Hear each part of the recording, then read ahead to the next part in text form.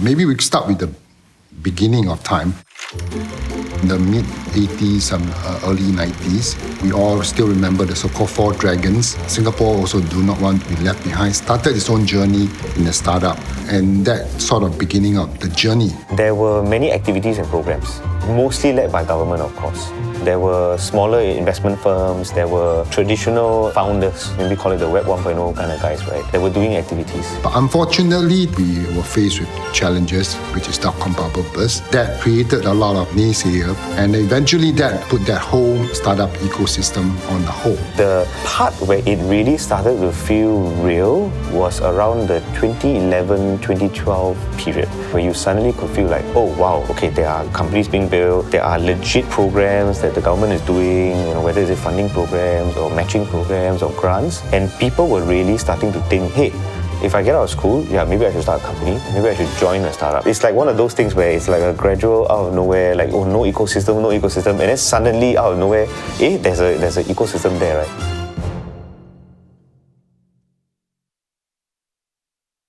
I would say if there was one event on hindsight that triggered it, it was probably the then president of NUS when he launched the NUS Overseas College program. The concept was to send entrepreneurial undergraduate students into overseas startup hubs like Silicon Valley, like Boston, like Stockholm, Tel Aviv, and get these young kids to be interned into the startups there. Many of the kids who went through the NOC program, when they came back to Singapore, enough of them started companies, and eventually one or two of them succeeded. That to me seeded the rebirth of our startup ecosystem. I never wanted to start a company. My mindset was like, okay, I graduate and apply for a big company. And then the NUS Overseas College banner came in. At the age of 16, I did a 2-week study tour to go to Silicon Valley. Life-changing experience. Day to day, right, there was a different way of looking at everything. Everywhere you went, every corner you turn, everyone you speak to, there's always this thing of like, what are you working on? Are there new ideas that you're exploring? Did you see what that guy launched the other day? There was this perpetual support on each other's ideas in their work. Ideas were built upon, not torn down. Oh, I know 5 other people that you should talk to, right? And they will love what you're doing. I remember I would actually start my day waking up, reading about TechCrunch. There's always this incessant desire, an obsession around, what cool new stuff had come out. Everybody emanates that culture. I think that was very powerful. You really could feel that you can change the world. That your ideas have meaning, that if you put something out there, right, the world would give a shit. I would ask friends at NUS Enterprise to arrange for me to meet with the NOC students. And one or two of them said this to me that I can still remember to this day. They said, look, when he went there, he realized that, hey, actually those kids in Stanford were not much smarter than they were. They were not that much hungrier or capable. Why is it that they're able to raise $1 million off 5 PowerPoint slides? Why can't we do it? There's nothing so supremely special about them. We can do as well. When I went there, I learned very, very quickly, right, that actually, if you want to solve big problems and you want to make an impact, right, they're actually best done with smaller teams. So I think then completely my mindset changed. And that's the exact culture that we wanted to replicate here. The real big goal, right, is where companies that were being built over here could become global brands. Founders are able to build companies to solve global problems in a sustainable manner. In the early days of E27, we would literally be doing anything and everything under the sun as long as it fit into building tech ecosystem.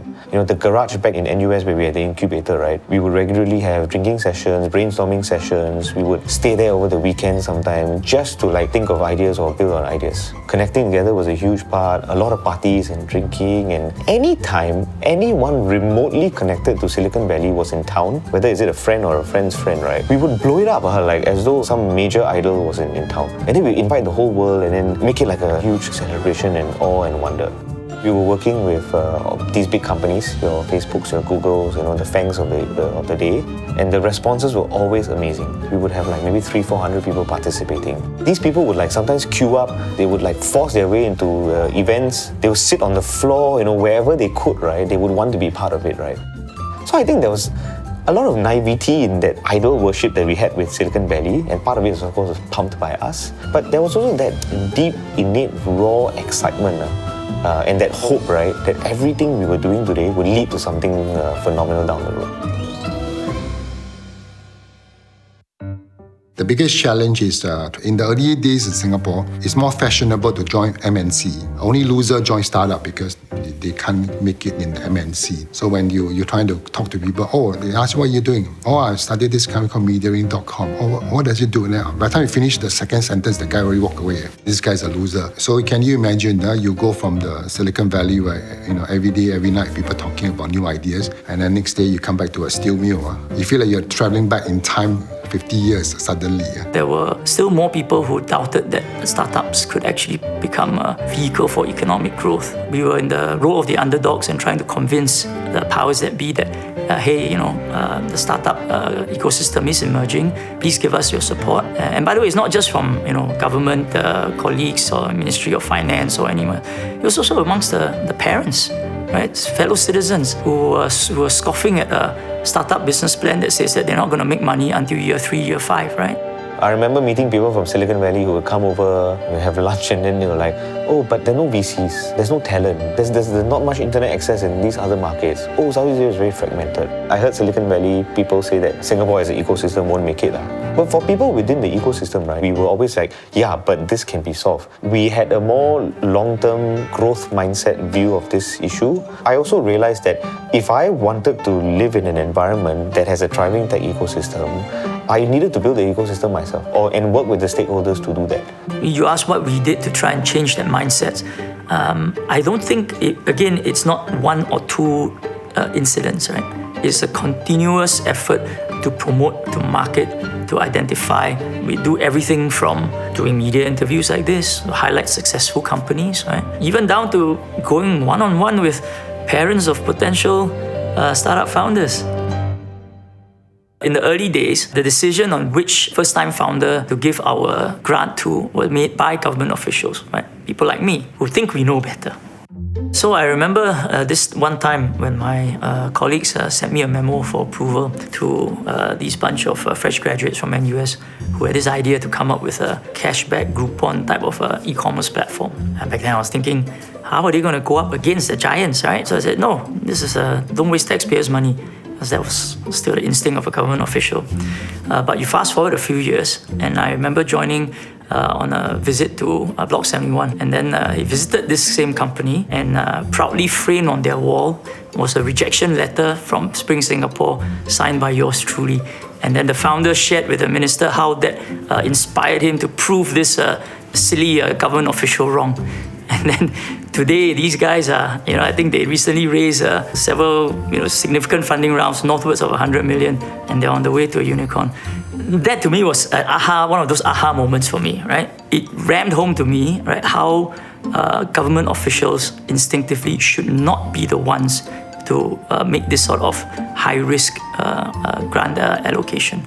Not to say that we don't know. I mean, government officials, we are not unintelligent. It's just that the structure sometimes prevents us from taking that risk. And it's just a mismatch of instincts and skill sets, I suppose. In order for a startup ecosystem to flourish and survive, where things are so uncertain, risk is so high, you probably have to trust those who have experience and a track record.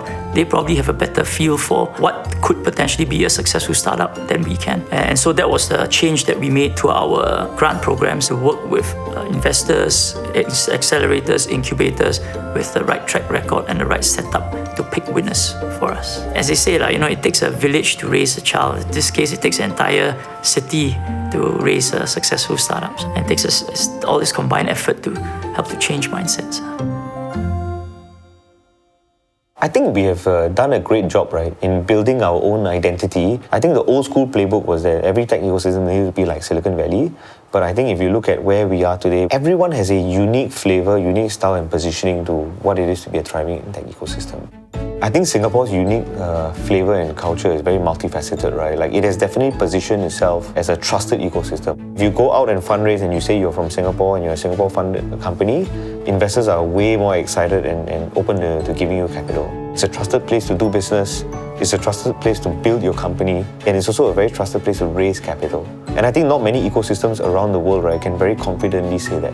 We are no one's Silicon Valley. Singapore is Singapore. We are an emerging startup node with peaks of excellence in some sectors, but secondary peaks that are still emerging and developing. And we still have to work hard at it to remain relevant to the region and to the world.